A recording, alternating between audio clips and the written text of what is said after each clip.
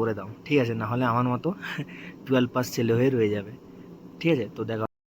তো ভাইও অনেকেই কমেন্ট করছো যে দাদা আমার এইচএসএ পরীক্ষা, কলেজের পরীক্ষা এইসব আছে ফেব্রুয়ারি মাসে, এসএসসিজিডির পরীক্ষা আমি দিতে পারবো না।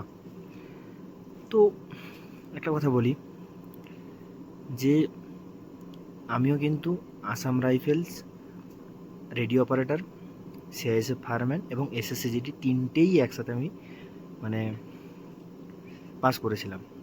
এবারে বলি আসাম রাইফেলে কেন হয়নি, আমার মোবাইল চুরি হয়ে গেছিলো, তো সেখান থেকে আমি বাড়ি ফিরে চলে আসতে হয়েছিল। এর নেক্সট ভিডিওতে যদি তোমরা কমেন্ট করো তার আমি গেট পাসটা দেখাবো যে মাঠ পাস করার পরে কীরকম গেট পাসটা দেয়। ঠিক আছে, আর বলি সিআইএসএফ ফায়ারম্যানের এক্সাম ডেট এবং আমার এই এসএসসি জিডির আইটিইউপির জয়নিং ডেট দুটোই সেম ছিল।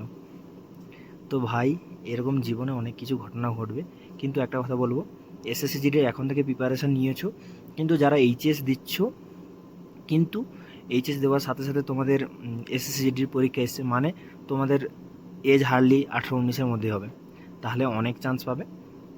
বোর্ডের পরীক্ষাটা ভালো করে দাও, ঠিক আছে, না হলে আমার মতো 12 পাস ছেলে হয়ে রয়ে যাবে। ঠিক আছে, তো দেখা হচ্ছে নেক্সট ভিডিওতে।